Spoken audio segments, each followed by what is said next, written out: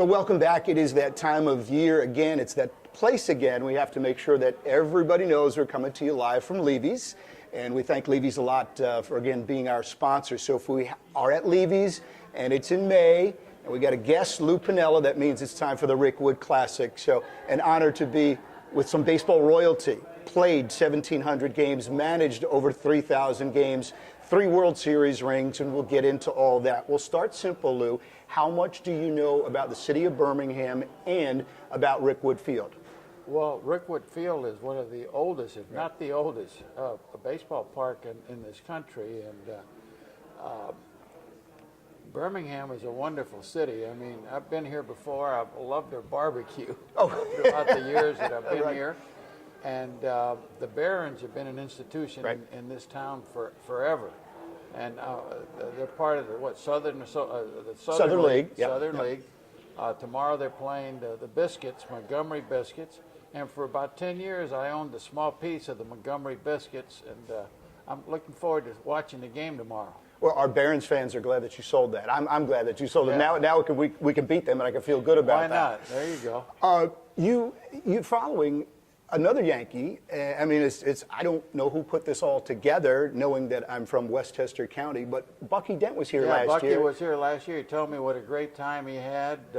Bucky was a wonderful guy, a wonderful teammate, very steady shortstop. It hit probably one of the biggest home runs ever in Yankee history when he hit that 3-run homer in the playoffs in 1978 against the Red Sox in Fenway Park. And he told me, you're going to really enjoy coming to Birmingham and meeting the folks there and going to the ballpark, et cetera, et cetera. And here I am, and I'm looking forward to it. He, like you, looked like he still got some fungal and some BP left in you. No, he might. I don't.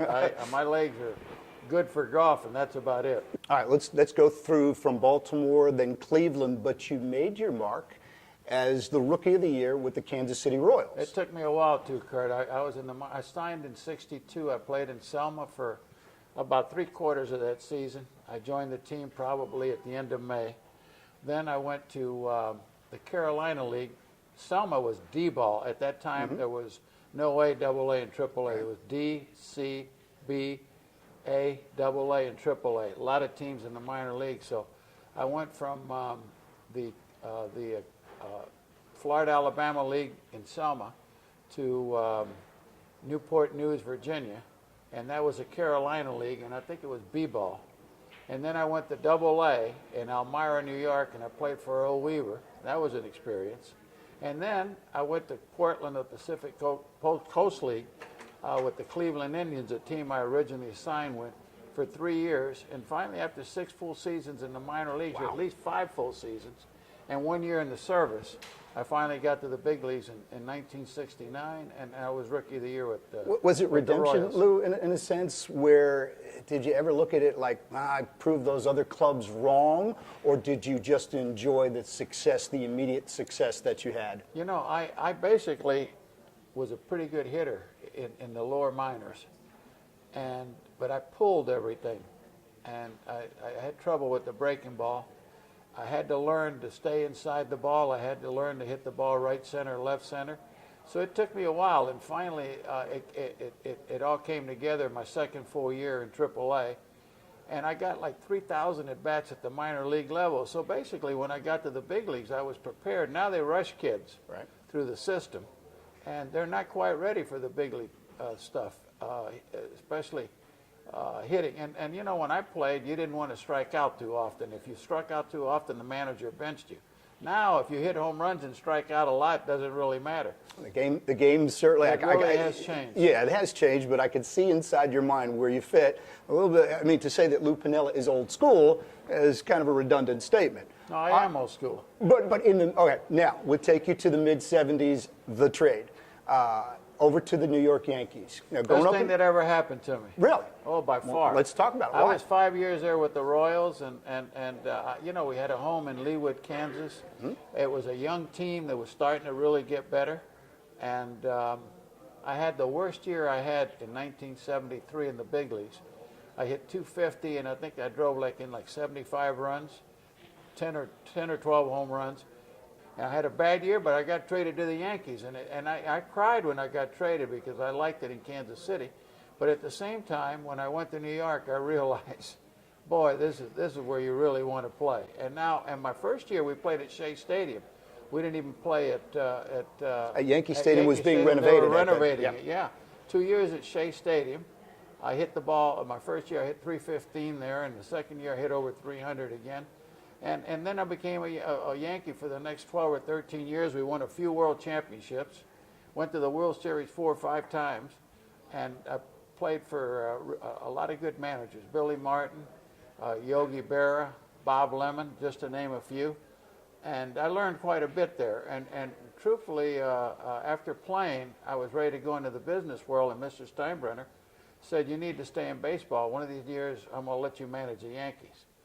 And a year and a half's time removed from playing, I was managing the Yankees, which I've always been very appreciative of. I really am. I don't think any other manager, any other owner would have taken a chance on me managing that soon without any experience at the minor leagues or so forth. Then I went to Cincinnati for 3 years with Marge, and that was quite a difference. Marge would let me do my job, but she didn't want to spend much money on the team. And then from there, I went to Seattle, where I was there for 10 seasons, and we had some really, really good teams. And from there, I went home to Tampa Bay, which is, from a baseball standpoint, was a mistake. But it was home. It was home, yeah. My dad was not doing well, and I got to spend the last few years of his life with him, which was really good. And then I went to the Cubs, and the Cubs was an experience. I really enjoyed it.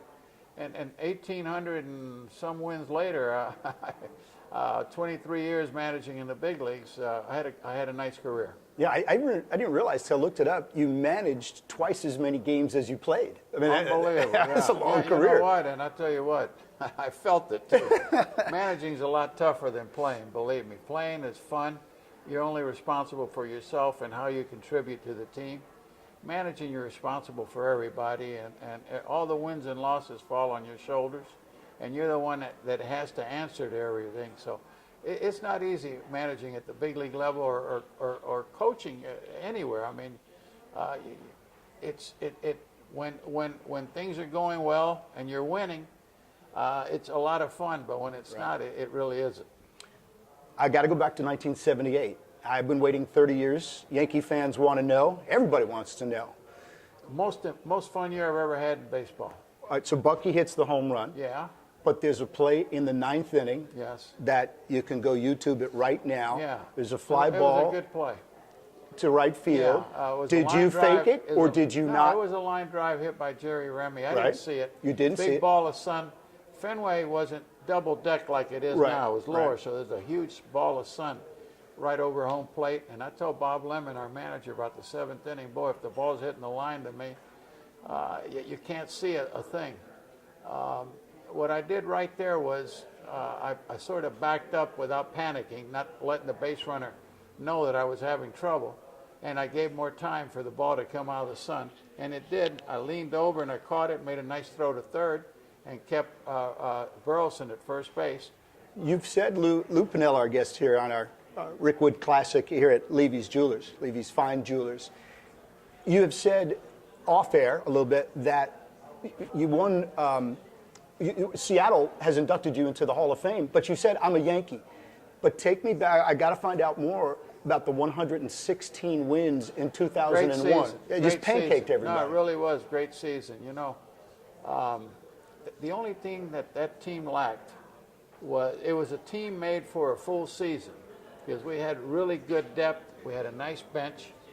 But in postseason, you need a different animal. And by that, I mean you need really, really good starting pitching. Did you know going into the postseason that you might come up short even though you had this? Well, I knew that the first round of the playoffs, which was Cleveland, and Cleveland had a darn good team. Right. Omar Vizquel, the manager of the Barons, played for that team, and he was a heck of a player.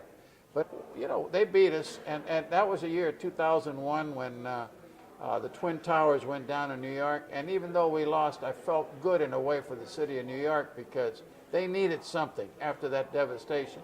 And unfortunately, that year they didn't win the World Series. But anyway, they went into the World Series.